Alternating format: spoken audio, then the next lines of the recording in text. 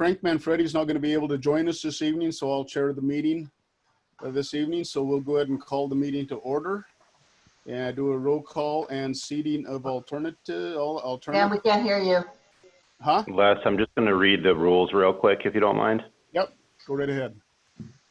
So good evening, everyone. This is a web-based meeting, so we're operating under the following procedures. This session is being audio recorded just like every other CCP meeting. We're also video recording the proceedings tonight. To ensure sound quality, I'd ask that you remain on mute unless you're speaking. And applicants and members of the public should have their video off. During public hearings, all of the normal rules, including stating and now spelling your name and address, still apply.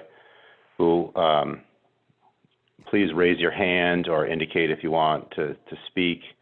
If you do have any new exhibits tonight, you need to email them to me so I can post them to the website for the permanent record within 24 hours.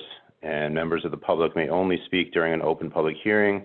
If a member of the public speaks outside of a public hearing or creates an audio or video disruption, they may be ejected from the meeting upon recommendation of staff or the chair.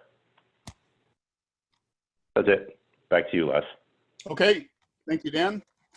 So once again, we'll call it to order. We'll do a roll call and seating of alternates. And it looks like it is myself, Jason Carter, and Kathy Warzika will be sitting on these issues tonight. That's all we expect to come in tonight as far as commissioners.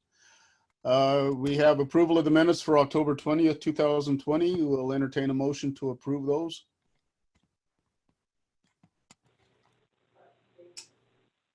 Jason, you need to unmute yourself. I'll make a motion To approve, do we have a to second? approve. I'll second that motion. Okay, is there any errors or omissions? Nope. Not that I can see. Hearing none, all those in favor signify by saying aye. Aye.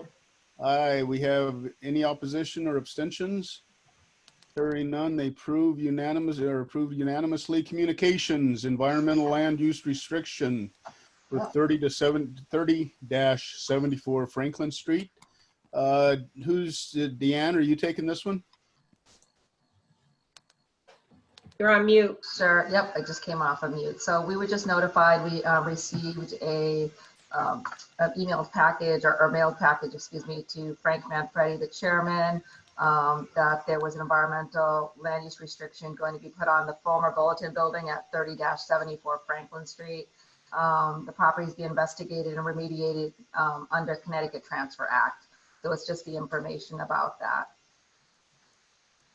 It really doesn't affect anything for you guys, but it's just something to know. This is the correspondence that we received. Okay, so we can acknowledge receipt of that and get it in the minutes that we've acknowledged that it's was sent to the city. Yep, thank you. Okay, new business, public hearing. And potential action on the following application. We are looking to open a public hearing on 49 Church Street. I would suspect that mailing to all properties within 100 feet of has already been done. Yes, that has been correctly done. That is correct. Okay, so we will open. Need a motion to open the public hearing, Les, please? Yeah, do we have a motion to open the public hearing? I'll make that motion. I'll second that motion. Okay, all those in favor signify by saying aye. Aye. Aye, okay, and I will read what it is. SP number 20-0449 Church Street, request for a special permit for food manufacturing for the brewery. Application of Scott D. Camisar, I hope I'm saying your name right, I'm sorry about that, / RBS Property Management Company, LLC, on behalf of These Guys Brewing Company. Property of ELGNI Enterprises, LLC, Assessors Map 102, Block 2, Lot 75, Zone CC. The public hearing is open. So we have Attorney Scott Camisar here, as well as Rebecca Alberts and Ray Alberts this evening on behalf of the application. So I'm going to actually turn it over to Scott. And Scott, if you could take yourself off mute, and if everyone could mute themselves, that would be appreciated. Okay, thank you very much. Mr. Chair, you did pronounce it correctly, so thank you very much. Okay, well, thank you. I want to apologize in advance for the knocking sound coming from the other room. That would be at least one of my dogs. Essentially, just want to answer any questions that you folks may have concerning the application. I think the materials that we submitted pretty much describe what we're trying to do. The drawings that we attached are conceptual, but I suspect that those are going to bear a good resemblance to what's actually going to be built should the sale go through and the matter proceed. The company's in the process of applying for financing for the building and so forth, but the process is moving along. We believe that the application meets all of the planning and zoning requirements by the city of Norwich. And if at this point, if anyone has any questions, I'd be happy to address those.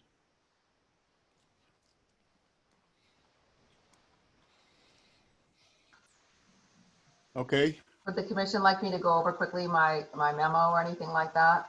Yeah, if you would, Deanne, that would be great. Okay, so again, we're really looking at the special permit because it's a food manufacturing business, which is a brewery. We're not looking at it at the restaurant component because that is allowed in the zone and you don't need to approve that. So we're just really looking at allowing the use for manufacturing here. Let me just move something. So of course, prior to the opening public hearing, we had to make sure the mailings were sent out correctly and they were verified that was done correctly. We determined that we don't need an A2 survey for this project. The property is built out. I do have a memo or email from, let me grab it, from Norwich Public Utilities that they do need to do a little bit of utility work, and but they don't feel that a site plan is required, and neither does our Public Works Department. So, but I did want to let you know that. So I can read those memos, or it's actually up on the website. So it's preferable if you just look there. But and there was no comments at this time from the building official on it either. But MPU didn't feel that the utilities would require a site plan. So I'm going to keep going on unless you have specific questions. Although it's not specifically required, we talked about, Dan, stay on the other one, a bicycle rack in front of the business, and it does seem like a great idea. And according to Scott speaking with me, I think he conceded to that. He thought that would be a good idea as well. Correct, Scott?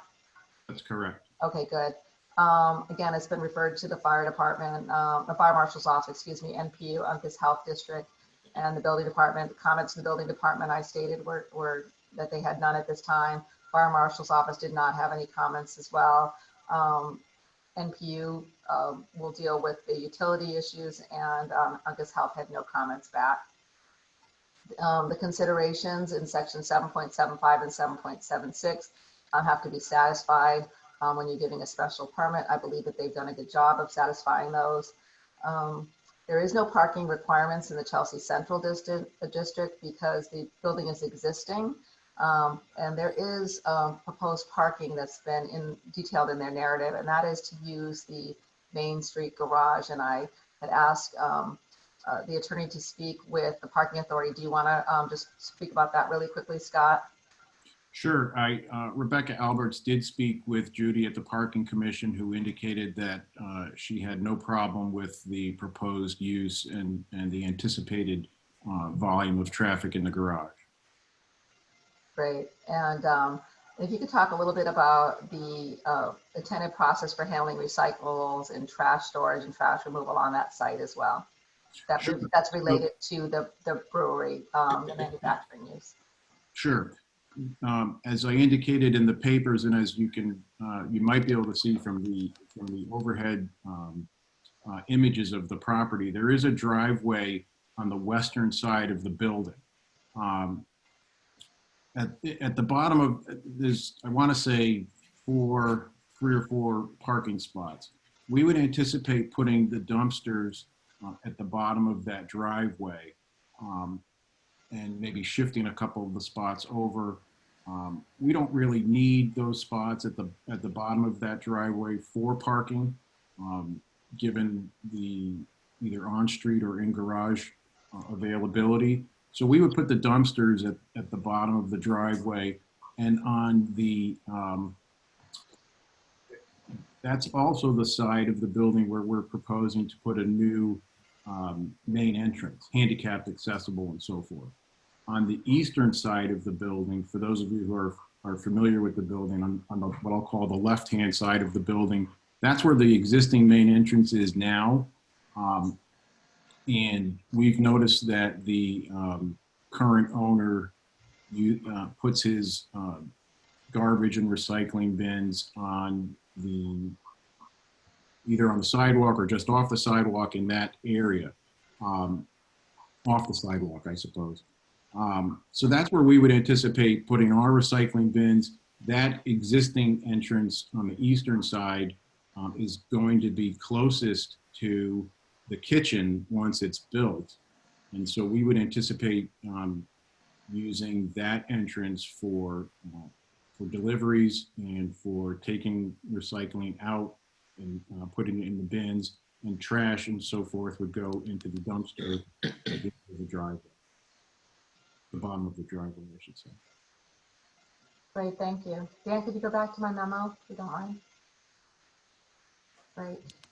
So let's get back here. So proposed signage and murals just need to be reviewed by staff. I think that their ideas are great, what they want to do. We'll just speak with them about that, make sure that they conform to the zoning regulations. I don't know if the commission wants to talk about any kind of proposed landscaping or planting along the sidewalk areas.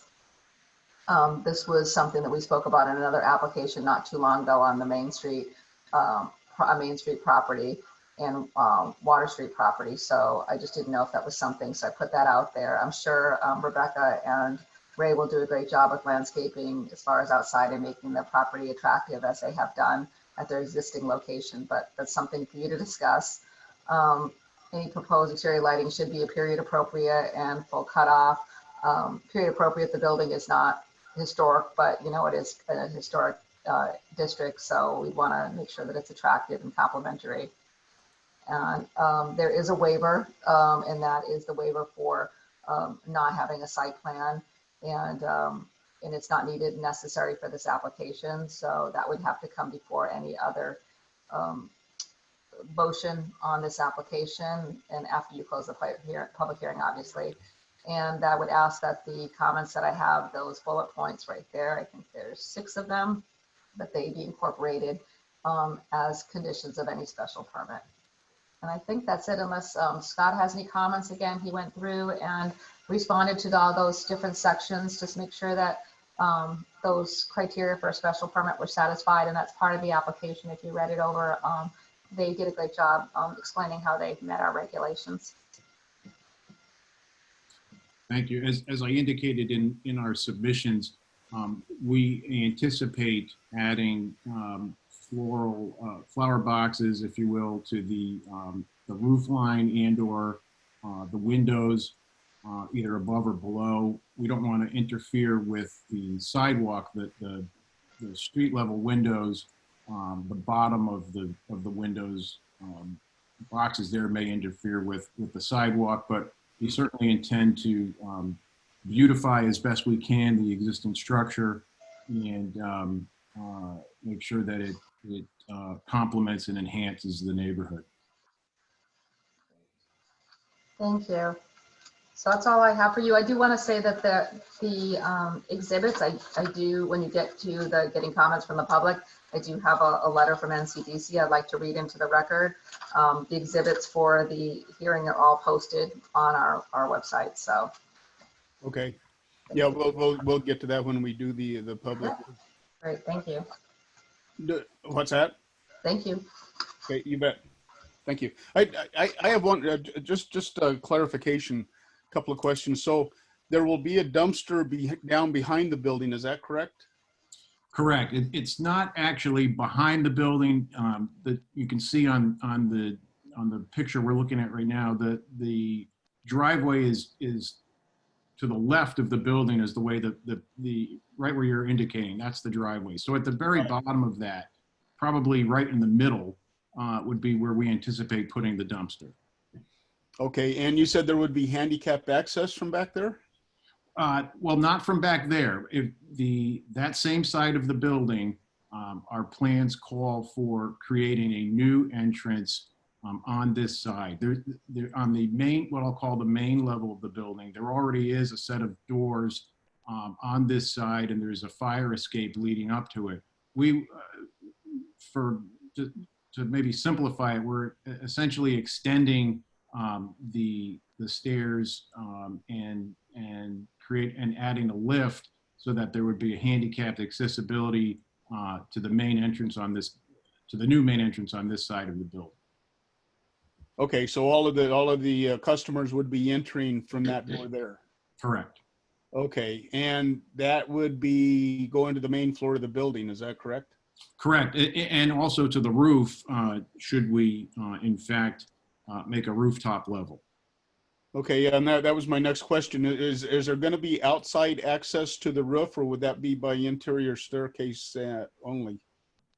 That would be, as I understand the concept, that would be by interior. Interior, okay. Yeah, they would be protected stairs so that, people just can't wander up there. Yeah, okay. Okay. And any other questions from the commissioners?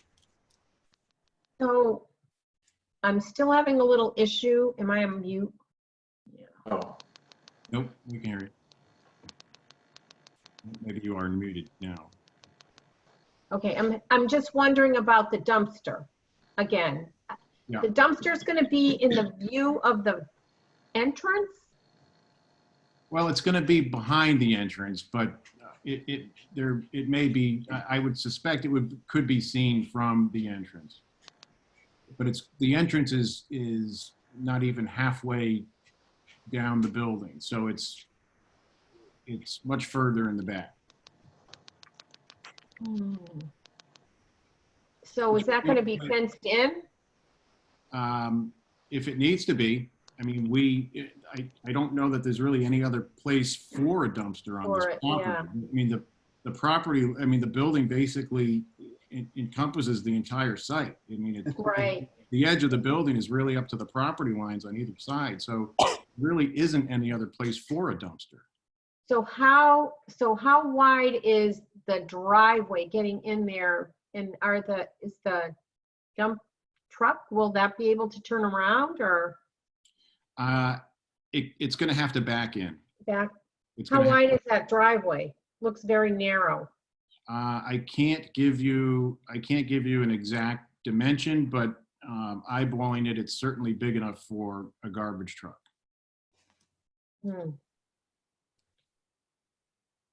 It's not wide open, but there's enough room for trucks to get down there. Kathy, are you concerned about the interaction between people in the truck, or are you just concerned about being able to get in there and having the Well, dumpster? I mean, you have to have a dumpster. You have really no place to put it. So I mean, I think you're really kind of locked into doing what they're doing. It's just, I wouldn't want anyone to get access to the dumpster, Mhm. So maybe. So does the applicant and their attorney have any issue with fencing in the dumpster and locking the dumpster so it doesn't become a nuisance? Is that kind of what you're concerned about, people getting into? Yeah, I think so, yeah. I think Go ahead. I understand. I haven't been to look at that. So I can't say that I think you need a fence or you don't need a fence but I think you have to use your best judgment here. I don't think I would want anyone to get access in there and go into the dumpster and, I mean, you could have a lot of problems with that if it's not locked up or. Sure. Well, you don't want it visible either to your entrance. Right. I mean, I'm not aware that anyone has tried to get into the dumpsters at the existing location, Mhm. but I'm certainly not opposed to securing it. We certainly don't want other people dumping garbage in our dumpster. So, Exactly, yep. so I don't see that as a problem. This is Rebecca Alberts. If I could just chime in for a quick second, we currently lock our dumpsters now at 78 Franklin Street, and we would continue to use Sterling Superior where they'd continue to be locked.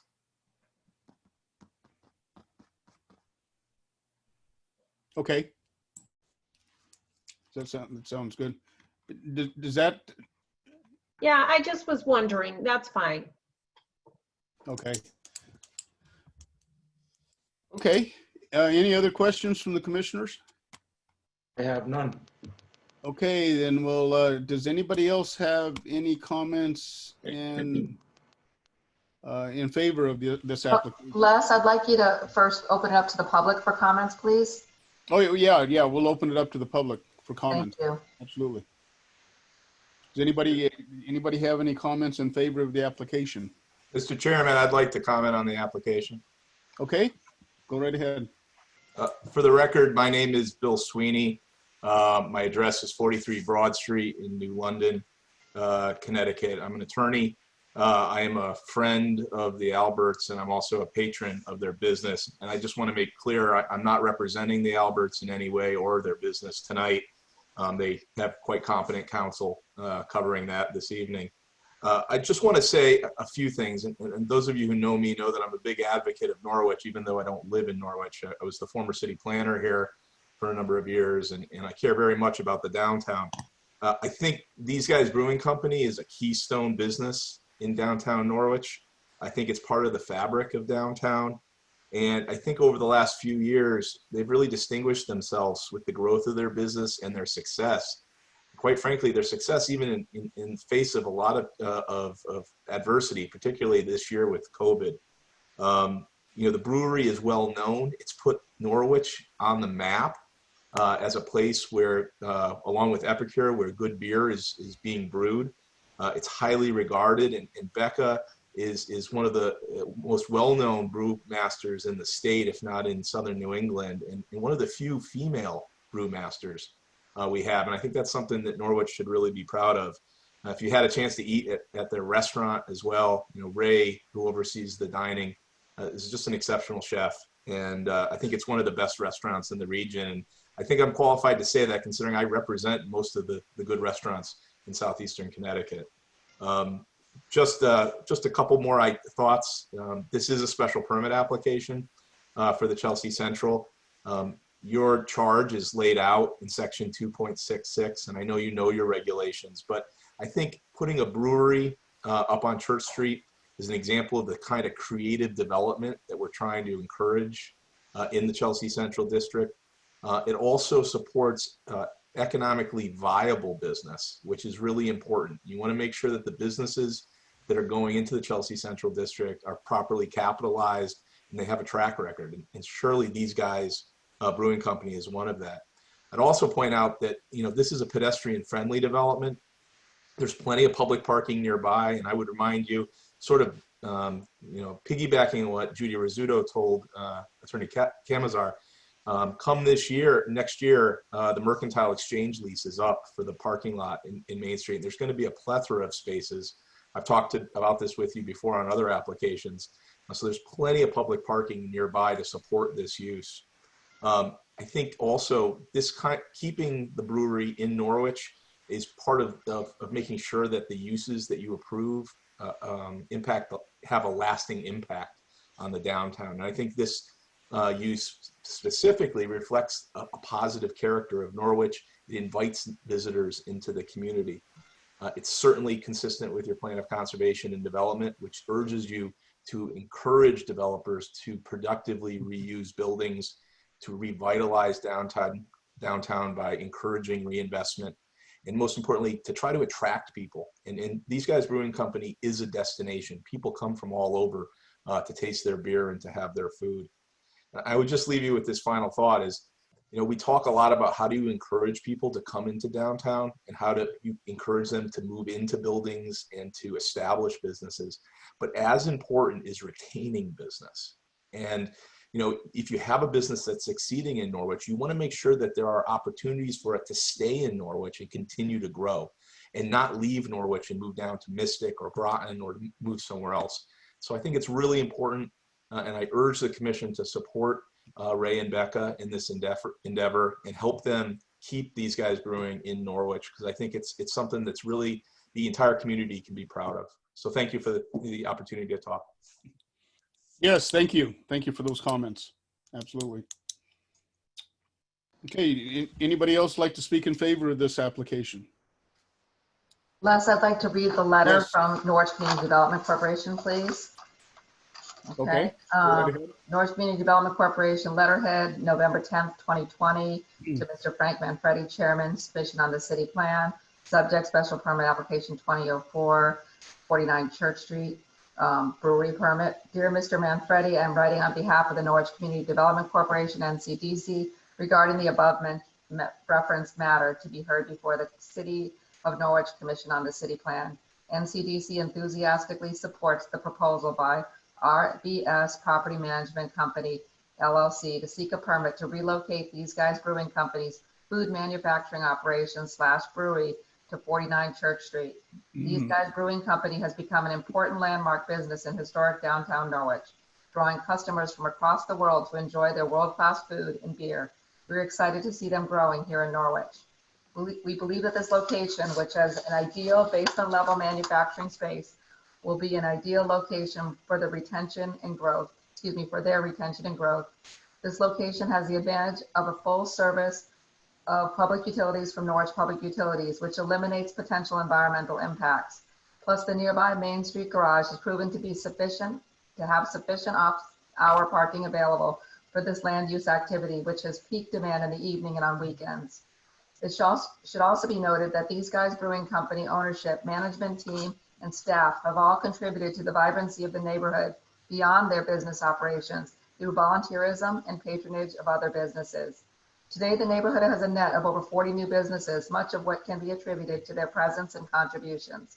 Please let me know whether you have any questions. Sincerely, Jason Vincent, AICP, President of NCDC. Thank you. Okay, thank you, Deanne. Does anybody else have any comments in favor of this application? Are there any other comments in favor of this application? Third time, is there any other comments in favor of this application? Does anybody have any comments in opposition to the application? Does anybody have any comments in opposition to the application? For the third time, does anybody have any comments in opposition to this application? Hearing none, we will move on. Do the commissioners have any other questions they would like to ask? I do not. No. Okay, I'll entertain a motion to close the public hearing. I just wanted, before you do that, Les, I just wanted to make sure I have an opportunity to mention you first need to do a motion for the waiver after you close the public hearing, and then also if should an application be approved by the commission, that the conditions that I so stated in my memo be incorporated, and including if Kathy wants to mention anything about fencing for the dumpster. I'm not sure if that's something that you want to continue on, but thank you. That's it for me. Thank you. Okay, thank you, Deanne. So I entertain a motion to close the public hearing.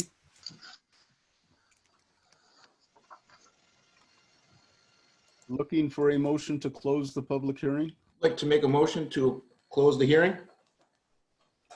Do we have a I'll second? it. Okay, Second all those in favor signify by saying aye. Aye. Aye. Okay, public hearing is closed.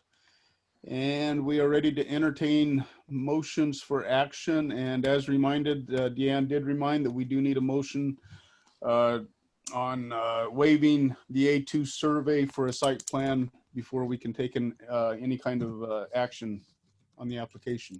So we'll entertain a motion to waive the A2 survey on site plan. I'd like to make a motion to waive the A2 survey. Site plan? Okay, we have that in a second. Any discussion?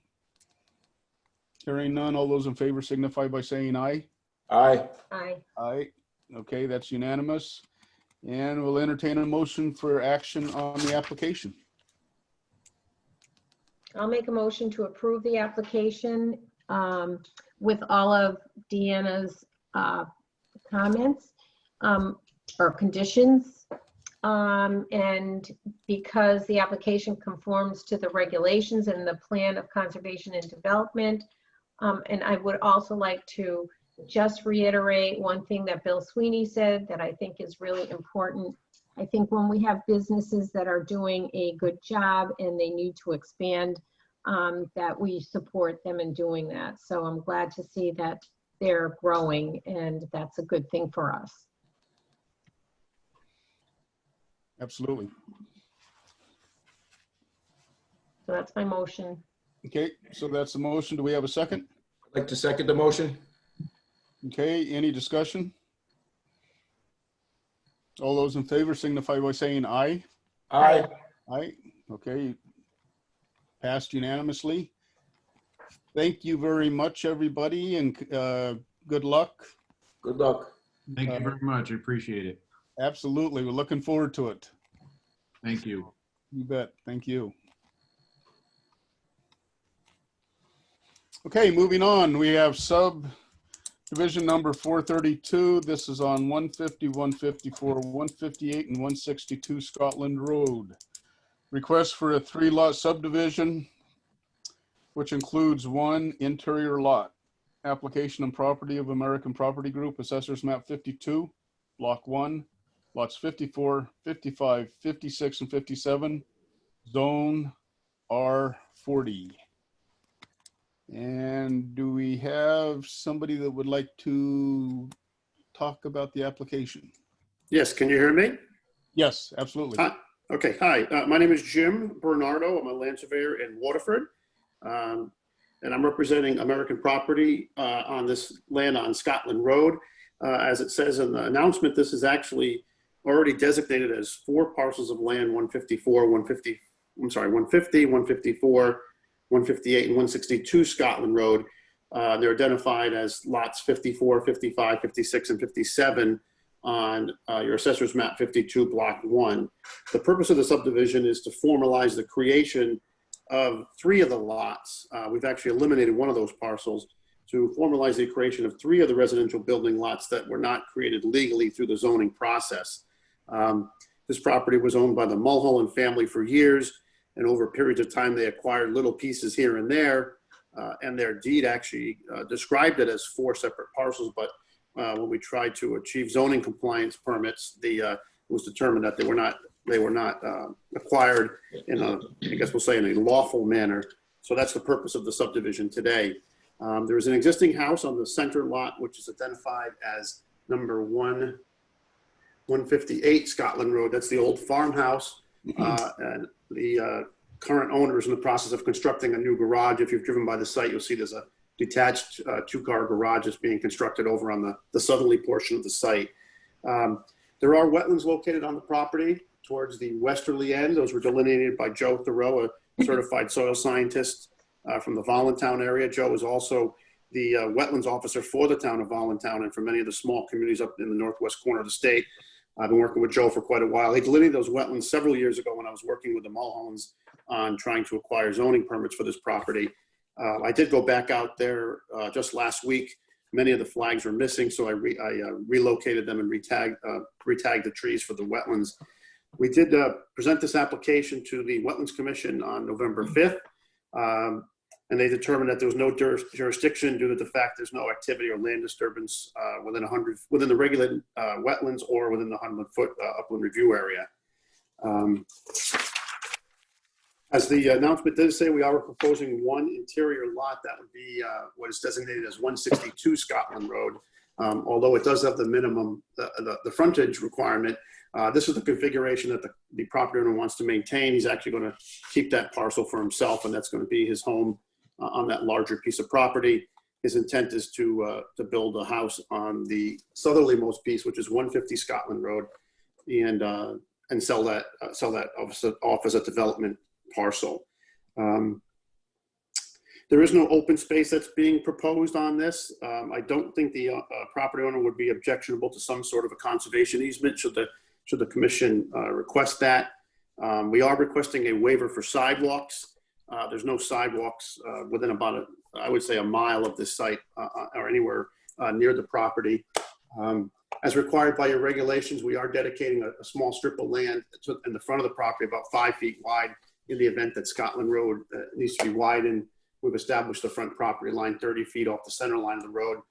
Discussed that with the Public Works and Town Engineering Department in determining the status of Scotland Road, and they requested a 30-foot width.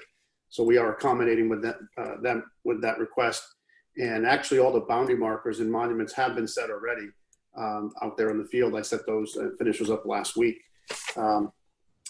Again, we are requesting a waiver for the sidewalks, but other than that, the lots are all in compliance with your regulations. And if you have any questions, I'd be happy to answer them. I know I went kind of quick, but I'd be happy to answer any questions you might have. I have a question. Sure. For lot 45B, there's so much area in the back. Is that mostly hill? That's the lot 162 Scotland Road? Yes, Property, okay. lot 45B. 162. Not really. I mean, you can see from the topography, it's an old pasture. It's not very steeply sloping. There is that wetlands towards the west end of it. If you can, there you go, in that area there. Yeah. But no, it's not very steep at all. It could certainly have handled the second development lot back there. We actually did do some test holes. Oh, the 45B that you're seeing, that's the soils type that you see there. Those are the soil type designations, which are explained down there on the lower left-hand corner of that sheet. It explains the soil and the soils legend, what that 45B is. I see. Yep. See that? Yep. We actually did test in the middle of that back, again, I think it was about 5 years ago when I was working with the Mulhollands. It was a doctor who worked at Bacchus who was going to purchase that whole back property. And he wanted to put his lot right about his house right about where you see that 45B designation. Yeah. And we tested it with Uncas, and it was suitable for a building lot. But like I say, the current property owner, Singh, he intends on building his house up in that portion of the property and wants the bigger parcel for himself. Okay. I have a question about the garage on the existing house lot. It looks like it's over the building setback line. That is, it does appear that way, but it's an accessory structure, so it's permitted to be closer to the property line. Oh, okay. Offhand, I don't remember what that requirement was, but I did discuss that when I was establishing that side property line with zoning staff, and there was a exception. I can't remember what it is, but yeah. The only thing I would probably be interested in is just wrapping a conservation easement around the wetlands in the back there, I think. You know, I can't speak for the owner. He is on the Inland Wetlands Commission, and he's also on your board, and that's one of the reasons why he's not there this evening. Oh, okay. And so I can discuss that with him, but I don't think that would be an issue of creating some sort of a conservation easement in that back portion. Yeah, just for the wetlands. Yep. Okay. I have just a couple of questions. The stone wall on the property, what's the intention with the stone wall? That's actually a very large boulder wall, the one that runs up the middle of that property. He's not intending to clear. I think he's intending to use it as the limits of his clearing when he's clearing for his yard. He hasn't expressed to me that he's intending on taking it down or selling any of the stones or anything like that. So I would imagine he's going to leave that in place. I know that obviously the perimeter stone walls will stay. They demarcate the property boundaries, but he hasn't expressed his intentions on what the interior stone wall is going to, whether it's going to remain or not. Okay, and there's no intentions to disturb it during the construction? No, the area where I've got shown the house is where he intends on putting his house. And we've been slowly working on site plan design with Stephen Nishopoulos, the local architect. And that's where he intends on keeping the houses up there in that corner. And again, I think I've got an area for a future pool. That's where we've done the site testing. So he hasn't expressed to me that he intends on going any further south on that wall for that lot back there. Okay. How about the preservation of existing plantings on the properties?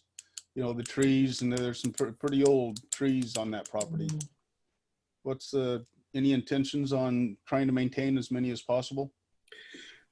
I know he's gone in there and he's started to clear some of these lots and taken down some of the brush. And I also, for him just last week when I was reflagging the wetlands, I also flagged the 100-foot upland review area to keep him out of trouble, so he wouldn't be going in there to clear. I know if you were to drive by it now, he intends on clearing a little bit more. He does have some piles of debris that were asked to be removed on the site walk that was done by the town staff, city staff, I'm sorry. And I know he intends on removing those. I'm not sure if he intends on clearing any more of the larger trees that are there. Okay. Okay. Commissioners have any other questions right now at this point? I don't. No. Okay. Hey, Dan, would you like to go over your memo? Sure. I think we actually talked about quite a bit of what's in the memo, so I'll just go through it real quickly. We referred it to the zoning officer, Public Works, Uncas Health, and MPU. I put their comments up on the website for everyone to see. It was already mentioned about the purpose of the subdivision. MPU did have comments regarding coordinating the electric service. The owner and the engineer are aware of that. The area, it's located outside of an area concerned for deep, and it doesn't fall within a sensitivity area, so good to go there. We already went through the monuments being set.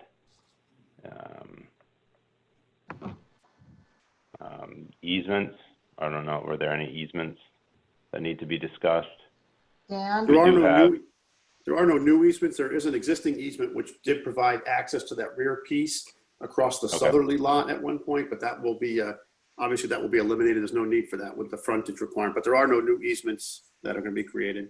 I just want to add in, Dan, the only other, there is two things. So if the commission wants to have a conservation easement, that would be legal documents that need to be created and shown on the plan, obviously those, the conservation easement. And also just to be noted for the commission to remind them, I don't think in Dan's memo, you mentioned the 5-foot width of along the right of way. So any legal documents and mapping or anything that needs to be done for that needs to be, incorporated in any kind of decision as well. Okay. Yes. Thank you. We do have the written sidewalk waiver request. We have to act on that. We just talked about the stone walls. I would just mention you can discuss, if you'd like, the installation or preservation of appropriate street trees along the front of the parcels and the orientation of the proposed dwellings to take advantage of passive solar. We talked about the conservation easement. We talked about meeting requirements. Since the applicant is not proposing open space, they need to submit $100 per lot for a total of $300 to the city, and that needs to occur prior to the filing of Mylars. Just a quick note about E&S control details, make sure they're updated to the O2 state guidelines, and then just boilerplate language about signature blocks. And if there's a motion Yeah, go to ahead. approve, just include that it conforms to the city's subdivision regulations. And I'd ask to waive the reading of the bullet point comments at the end, but they'd be included in a motion. I just have a quick question about the preservation of the street trees. So how many are there that they should save? Well, it's more of a general question of saving what's there or adding any along the front of the parcel. Oh, okay. My question would be, what would be the rules involving the stone wall if you wanted to make any? With previous subdivisions, we've the commission has asked that they remain on site, that development kind of occur around them, or if the part of it needs to be moved, it be rebuilt on site. Yeah, I think a lot of that just retains the character of the neighborhood. Correct. So, Dan, a quick question. Number 11 on your memo. The interior lot is considered a rear lot. However, it does not meet all the requirements set forth in zoning It regulations. does meet. Pardon? It does meet them. Yeah, okay. Oh, Yep. oh, I'm sorry. Okay, I was reading. Okay, never mind. Okay. Okay. Is that it, Dan? Yes, and just a quick note, Deanna, correct me if I'm wrong, they need to decide whether or not they want to have a public hearing. They need to decide on the sidewalk waiver and then decide on the subdivision, correct?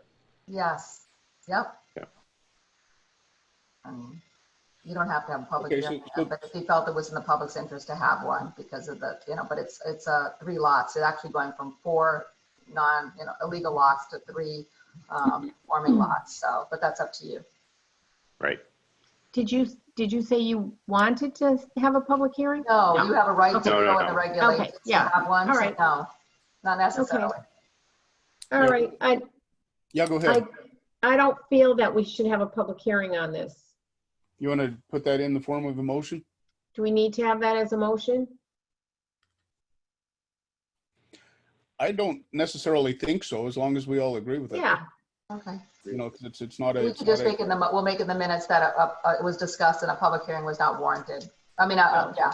Okay, I mean, yeah, that's good. Yeah, that sounds good. Okay.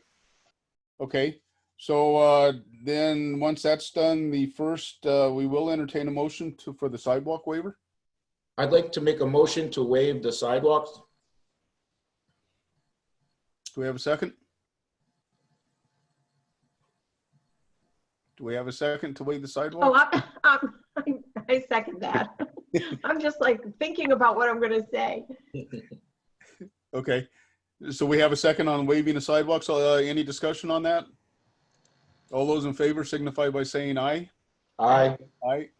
Okay, that passes unanimously. And I guess we are ready to entertain a motion to take action on this application. Okay, I will make a motion to approve the application. I would like to see a preservation easement for all of the stone wall, or that large stone wall and the stone walls along the side properties. There was one that was not quite on the property line, so that they can't be removed. And that easement should be to the city of Norwich.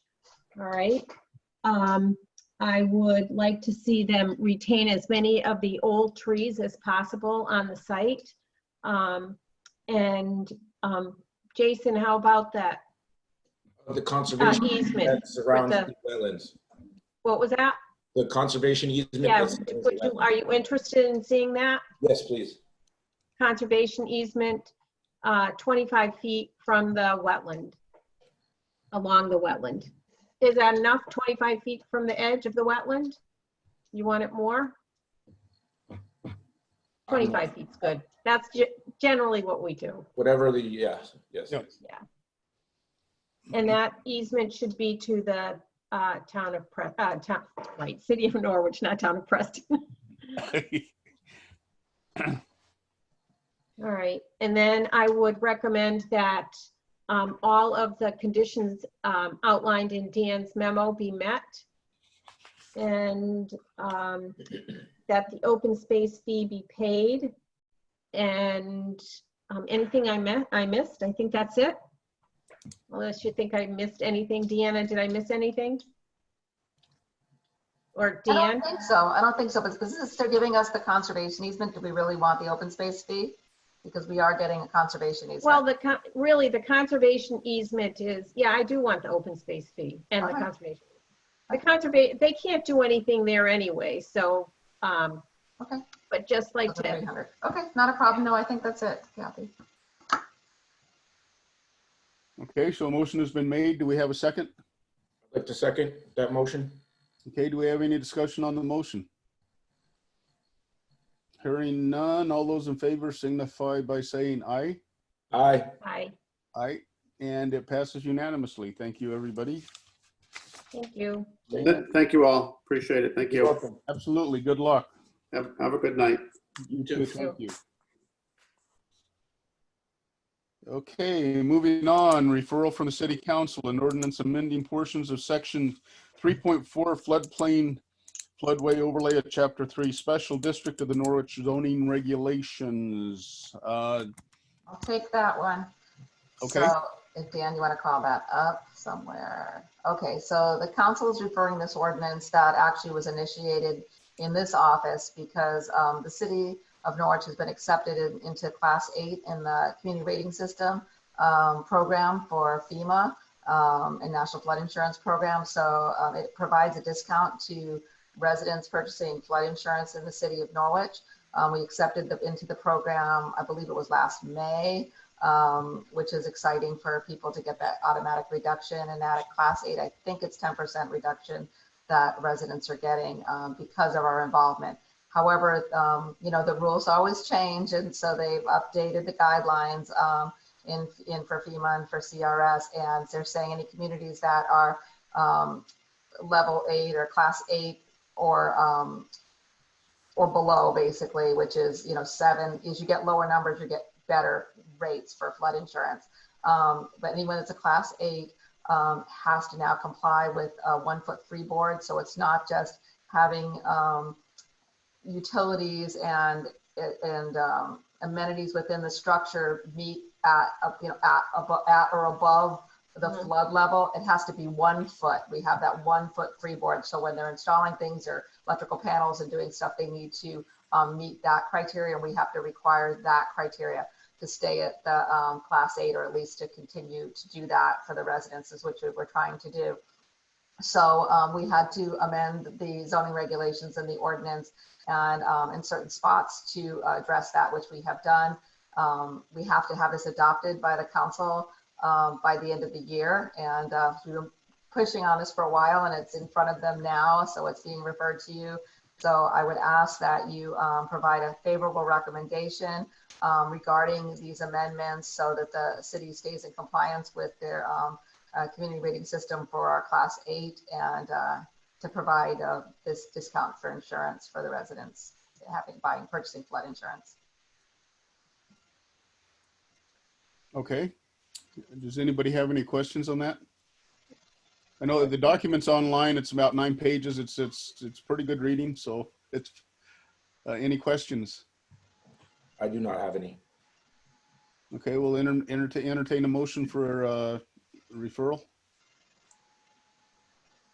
I'll recommend that we provide the council with a positive recommendation regarding the ordinance.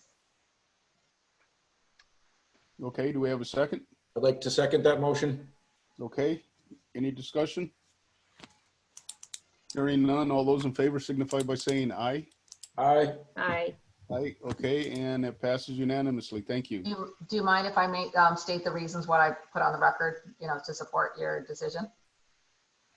I think it's a good thing to provide a discount for people who are on flood insurance. It's expensive as it is. It's a positive thing for the city to be more proactive. I think it is consistent with our plan of conservation and development for that.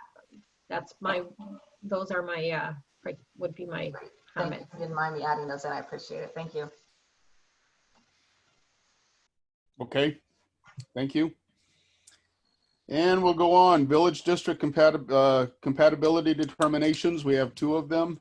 One is NVD number 003, 86 Town Street, proposed building and freestanding signage in the Norwich Town Village District. Application of Archer Signs on behalf of William Ravis Realty. Property of BLCR Holdings LLC, Assessors Map 67, Block 3, Lot 63, Zone General Commercial / NVD Neighborhood Overlay Zone. And I know there's information that was put on the website on this. Who wants to, Deanne? Yep, I'll do that. So what this is, well, firstly, I want to have a caveat. Both of these applications came in and prior to us signing a contract with our new village district consultant. So they were done in-house. I'm qualified to do that as an AICP certified planner. These were reviewed, both of them, by the Historic District Commission first as well, because they fall within the Norristown Historic District as well as our village district overlay. So I feel capable and confident in the decisions on on both of these applications. So the application number 003 is for William Brady's. This property is located on the corner of New London Turnpike and 86 Town Street. It's an older colonial style home. There is signage currently on the building. They wanted to update that. This picture is a little older of the building. I think they've done some painting to it. It looks better now than here. So they do want to replace the signage on the building. We did discuss with them from going from, I believe, 3 signs down to the 1. And so there's approved signage on the building, and then there's a freestanding sign as well on the front that they are updating. That is much more cohesive and more attractive than what has been there before. They did originally, the Historic District Commission denied their application originally, and then went back and negotiated with them on this. If they are to put any lighting on the sign, it is to be gooseneck style on the building or on this sign, or at least some kind of period type lighting. Since they have, the Historic District Commission gave their approval for this, I used that as a green light as well to see if it was compliant with our village district guidelines, and it is. So I'm asking for you, as according our regulations, any work that's in the Norristown Village District has to be approved by the commission, the final determination for compatibility. So that's what I'm actually asking for, is that you make a determination of, hold on, I'm going here, it's not on here, determination of compatibility for these signs for the Norristown Village District, so that they can move and get their permits from now.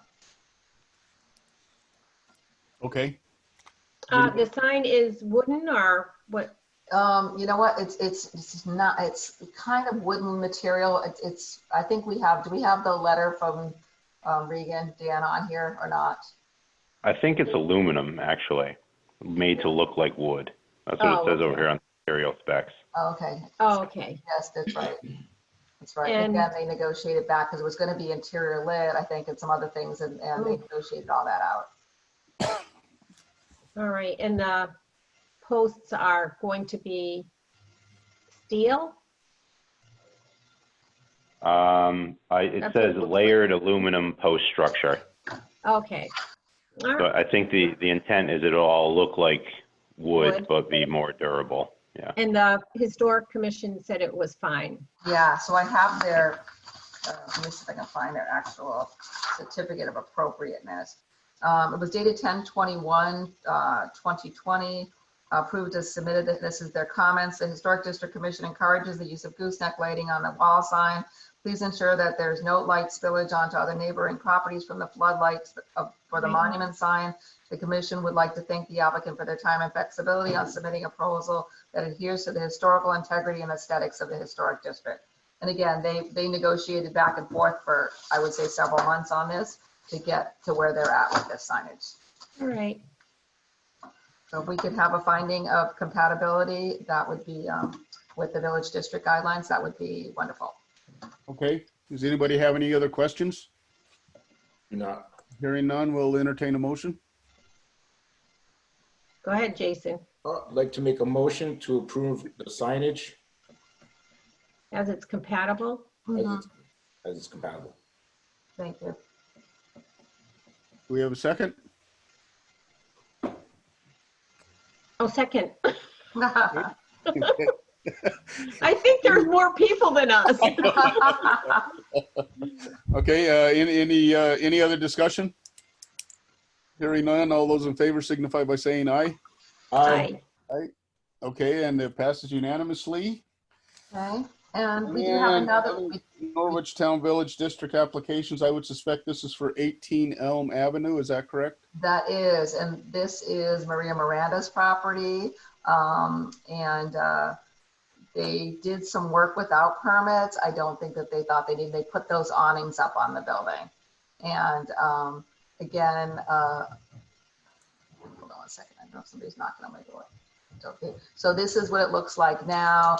So basically this was an after the fact. They got a letter from the Historic District Commission that they were in violation of their not having a certificate of appropriateness, and they went with, went around. They're not necessarily loving, I should say, I don't think that this was necessarily the awnings that they would have worked with them to have.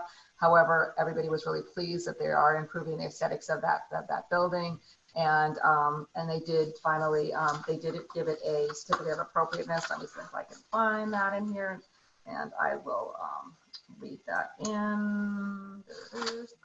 So it just says that they didn't actually give reading a summary of stipulations and modifications. They said approved as submitted. I think they went back and forth in their discussions about the building. The building is built in 1960s. Maria Miranda Creative said that, she was seeking the approval for the enhancement made to the building to honor the historic community where it resides. She knows it's not compliant with a lot of the things around there, but they thought that they would want to emphasize the brick construction while adding the elements of charm with the black awnings. And I think they did a really good job as far as, what it is. The building is there, and this is, do we have a picture beforehand? I don't think we do in the application. Yes, that's what it looked like before. So if you want to show it now, go with the awnings. It's much more attractive than that. So they, but they did eliminate, again, some of the look of the building having the kind of the shutters on the sides and that. So I don't know if that was part of the issues maybe originally because they removed the shutters, but it's not really a building that needed shutters, because of the style. So anyways, I would be asking for you to make a determination of compatibility for the Norristown Village District on the awnings. I would like to make a motion to approve of the compatibility of the look of the building.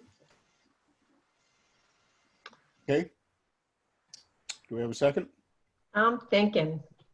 I don't like it, but the historical commission said it was okay, and I actually like the shutters on the building. I thought it brought it a little bit more into. I like the awnings. Yeah, they could probably put the shutters up with the awnings. What do you think, Deanna?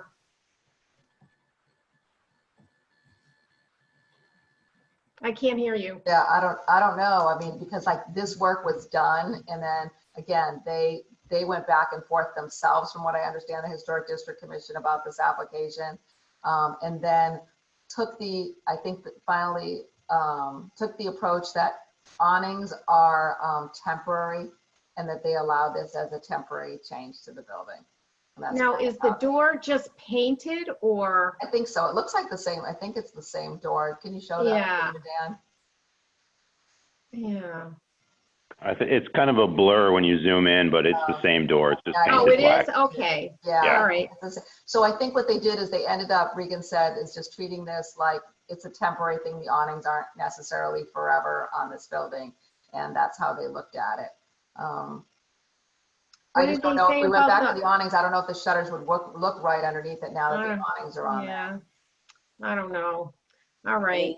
But then didn't they want to put another sign on the stone wall? I don't think anything was, No? I didn't think that was a part of their application. I don't Oh, think. okay. No, if it's not, then.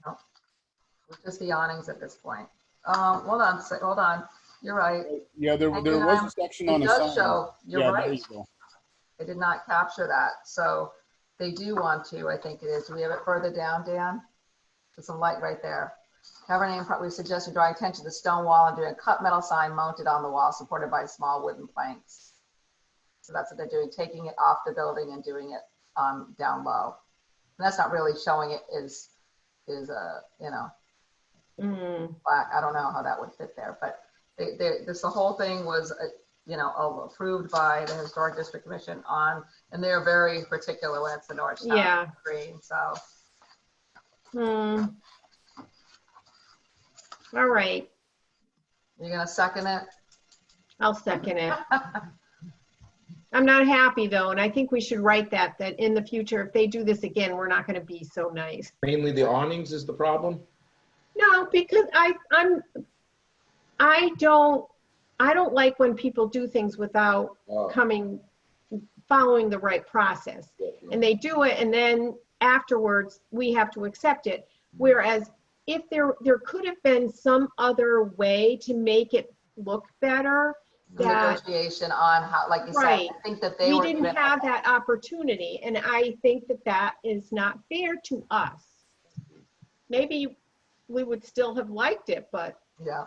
I don't Yeah. know. So I will make sure that in the future, when an application comes in that we know has to go to the Historic District Commission, obviously, this came in before I had our consultant on board. This came in as a violation kind of thing. Mhm. But normally when a permit comes in and someone wants to put up the awnings there, we go, wait, timeout, needs village district approval. But we also need to go to the Historic District Commission. And then meanwhile, we would, if it's, you know, something that we thought was really sensitive, we would send it to the historic architect, I know that we have on board now. And let them make that determination, because again, they really, that's what they do. That's their eye, you know?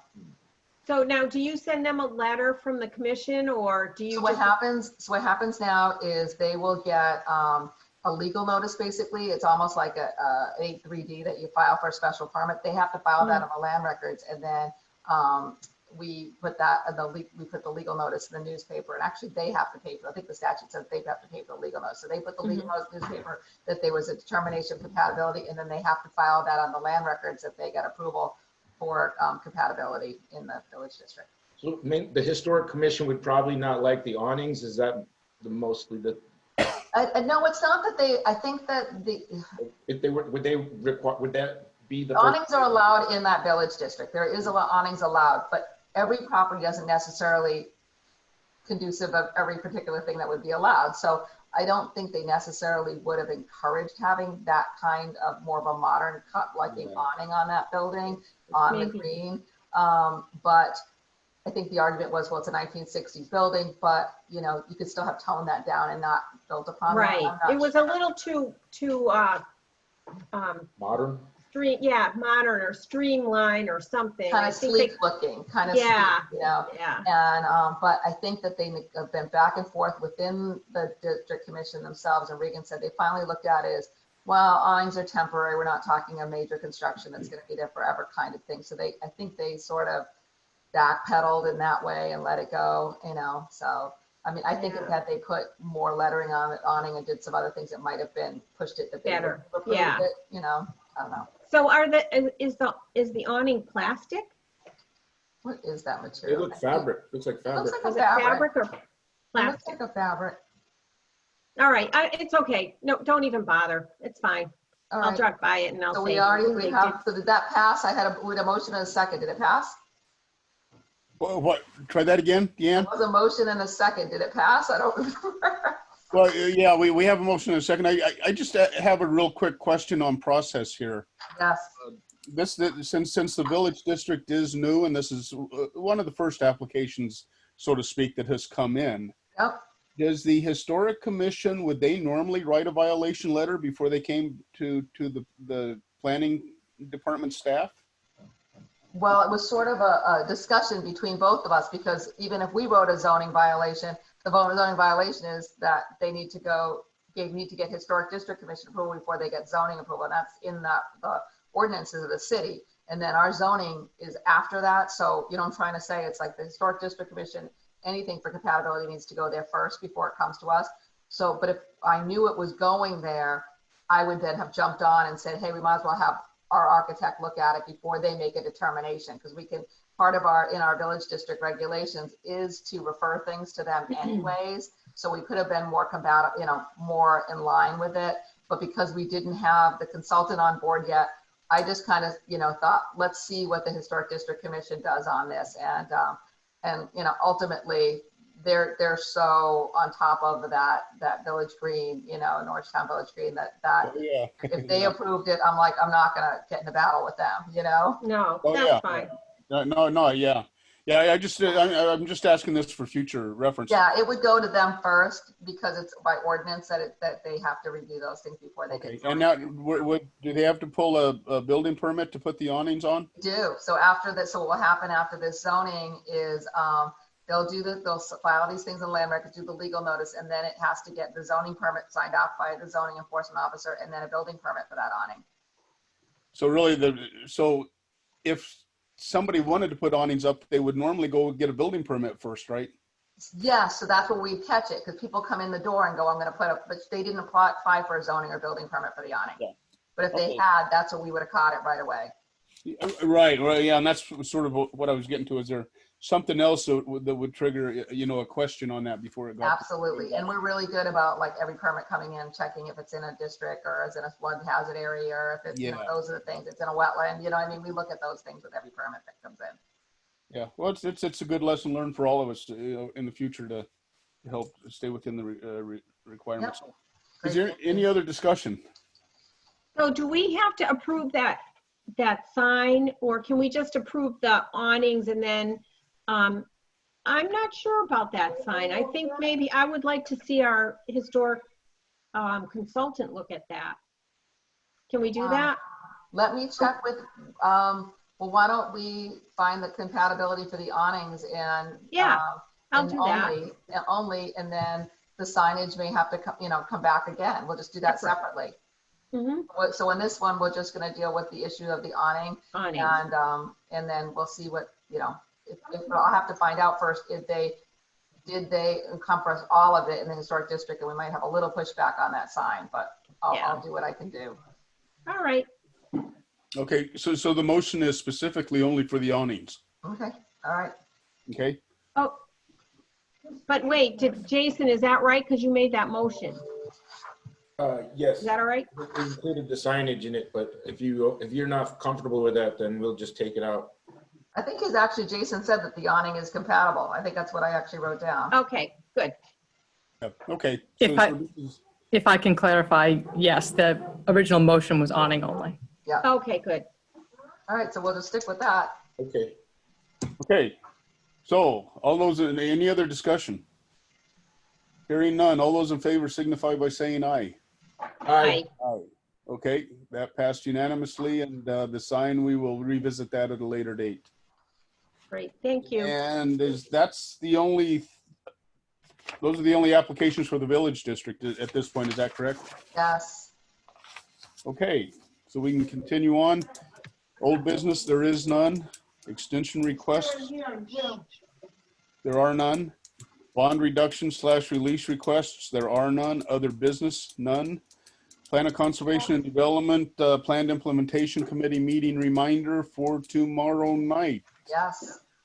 That's a virtual meeting. That's at 6 o'clock. And we can keep it short, there's only a couple things. It's the last chapter. It's the last elements in there. We really need to adopt the calendar, and we're going to, I think it's quarterly. I don't have it in front of me right now, but we don't feel that there's a need to meet every other month, because we really staff needs to be able to look back at all the comments that have been made, what we've got done, what we've accomplished, and be able to report back to you, and then start making recommendations for the new plan, which will have to be adopted by 2023. But I think, we've gone through every chapter successfully, and I want to congratulate everyone tomorrow night on that, and every element, and discussed it, and had, partners there at the table. And that'll help us with now moving forward. If some things can fall off that we've accomplished, some things that we haven't, we have to discuss if we want to keep those in, and some new challenges. And I will tell you just really quickly that I met with the city hired a fire consultant to work on, looking about how we have our fire services in the city. And one of the things he asked me is, our plan of conservation and development, did they talk about emergency does it talk about fire and what we should be doing, looking at as far as smart growth, and how we address anything to do with our emergency services needed for that. And there is nothing in our plan of conservation about our emergency services, even saying we support them, or we need to evaluate them. There's nothing in that. So that was something interesting that came up, and it's not in the statutes required to be discussed, but it might be something that we want to. I'm not sure. Maybe it was not touched for a reason and it's not in there. I don't know, but it's always interesting things that you can put in the plan. So that's why we're going to scale back about the number of meetings so that we can work internally and then be reporting out and having continued discussions. Okay. So hopefully you can make it tomorrow night and we'll keep it short, I promise. Okay. Okay, any questions on that one? Okay, staff report? I don't think we have necessarily a staff report. Dan, do you have anything you want to report on? Nope, I'm all set. You know, we're busy working away here. Do you have questions for us of how we're operating or anything like that, or any projects or anything you want, you know? Yes, I have a project. Yep. Open space fee. Now, the subdivision regulations come under the Planning Commission, the Commission on City Plan. Is that right? Yes. So let's change that. I think we need to change that so that it reflects what it reflects in the Connecticut General Statute, which is they pay 10% of the value of the land before it's subdivided, so that we can get money to buy open space when we need it. I mean, we don't have that many subdivisions, but still, you know, it really can add up. No, I agree, Kathy. I think my hope was to do comprehensive changes to our subdivision regulations. I know, but you know what? But right now, I mean, I get that, Deanna. I've been working on my subdivision regulations forever, yeah. But I think if we make that one change, so why don't at the next month's meeting, why don't I put that as yeah, we put it as a new business item to talk about it. And Kathy, if you and I'll give some samples from the statutes, or maybe you can, and we can talk about that as a commission and say, hey, do we want to move forward on this and get the whole commission to vote on, you know, at least spending our time in moving forward with it. Okay. right. I think that'd be good to get the rest of the commission up since we have such a small group here tonight, but Yeah. if everyone's on board with that, we'll just put that as an agenda item next month. So make a note of that, Melinda, for next month, please. All right, thank you. Great. Okay. All right, guys. Anything else on staff report? Any questions? If not, then we will entertain a motion to adjourn. I'd like to make a motion to adjourn. Seconded. All those in favor signify by saying aye. Aye. Aye. Okay. Thank you, everybody. Great Okay. job, Thank you. everyone. Have a Thank nice you for night, pulling it everyone. together. Good night. Good night. Thanks. Bye. Thanks, Melinda.